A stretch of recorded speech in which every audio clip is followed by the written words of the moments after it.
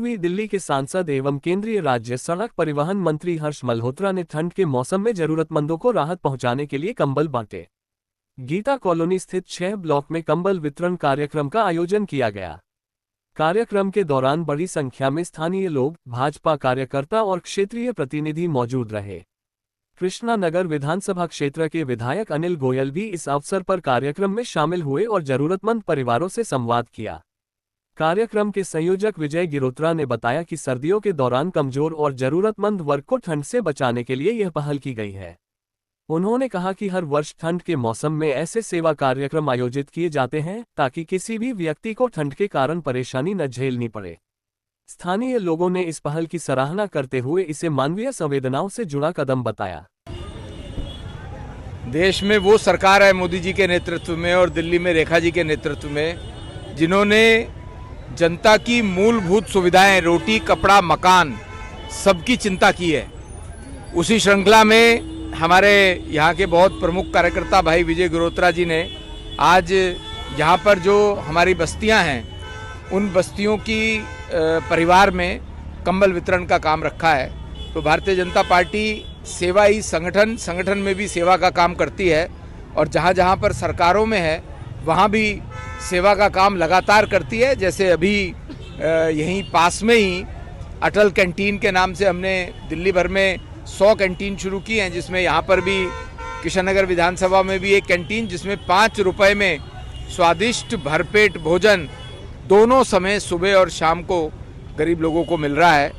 और मोदी जी की सरकार में ही ये बात संभव है कि पूरे देश भर के 81 करोड़ लोगों को राशन कोविड के समय से जो राशन कार्ड धारक हैं उन सबको मुफ्त में मिलता है और 2029 तक मुफ्त में मिलेगा। मैं आप सबके माध्यम से आज दिल्ली की जनता को नव वर्ष की बहुत बहुत शुभकामनाएं देता हूं। 1000 से ज़्यादा कंबल बांटे जा रहे हैं और ये ज़रूरतमंदों में बांटे जा रहे हैं, पहले से ही कार्ड देकर।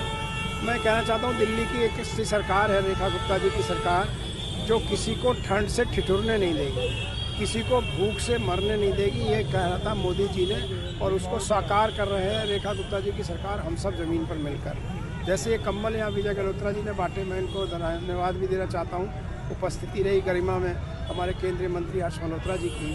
और उसी संदर्भ में ये भी बताना चाहता हूँ कि जो हमारी अटल कैंटीन खुली है रानी गार्डन में और एक खुलने वाली सफ़ेदा बस्ती में 5 रुपये में खाना मिलता है। और वो ऐसा खाना है जो आप अपने घर में खाते होंगे या वहाँ खाते होंगे, वो सेम है और स्टैंडर्डाइजेशन है, क्वालिटी कंट्रोल है। इसी प्रकार से जहाँ जहाँ गरीब बस्तियाँ हैं वहाँ हम सीवर को कवर कर रहे हैं, सीवर की लाइन डाल रहे हैं, सार्वजनिक शौचालयों को डबल कर रहे हैं, उनकी सड़कें, सीवर, पानी की व्यवस्था को बेहतर कर रहे हैं। हमारा इस सब का उद्देश्य है कि भारतीय जनता पार्टी एक विचारधारा आधारित पार्टी, अंत्योदय की भावना पर चलने वाली पार्टी है, जो अंतिम व्यक्ति तक कोई समस्या ना हो, अंतिम व्यक्ति तक विकास का फायदा पहुँचे।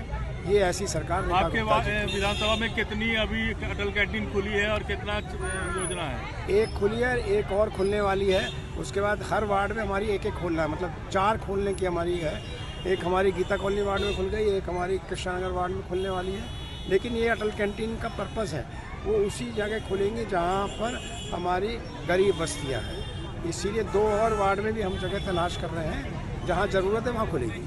ये सारे न्यू लोड, शास्त्री नगर, रानी गार्डन, गीता कॉलोनी के कई ऐसी बस्तियां हैं जो 6 ब्लॉक हो गया या रानी गार्डन एक्सटेंशन हो गया, वहाँ की बस्तियों के लोग थे। सर्दी बड़ी पड़ रही है तो मैं हर साल कंबल बांटता हूँ। इस बार मैं कहीं हर्ष मल्होत्रा जी को मैंने बात की थी, तो मैंने कहा सर मैं कंबल बांटता हूँ। तो कह रहा कितने बांटते हैं? मैं कहा जी जितने मेरी पॉकेट अलाउ करती है। तो आज हमने 600 के करीब कंबल बांटने हैं। 600 लोगों में पहले हम 3 दिन लगातार पहले लोगों के घर जाते रहे, उनका नाम लिखा गया, उनका फ़ोन नंबर लिख के उन्हें कूपन दिया गया है, जिससे कि उसी व्यक्ति को पहले मिले जिसको ये घर हम जिसको जरूरत है। तो आज हम 3 दिन से मेरे साथी लोग, सारी मेरी टीम गई, तो कहीं ना कहीं ये जरूरत है, ठंड पड़ रही है तो कुछ जो कंबल हमारे पास और लाएंगे, जो कहीं ना फुटपाथ पे सोने वाले लोगों को भी हम रात को देंगे। खबरों के ताज़ा अपडेट के लिए चैनल को लाइक, शेयर और सब्सक्राइब करना ना भूलें।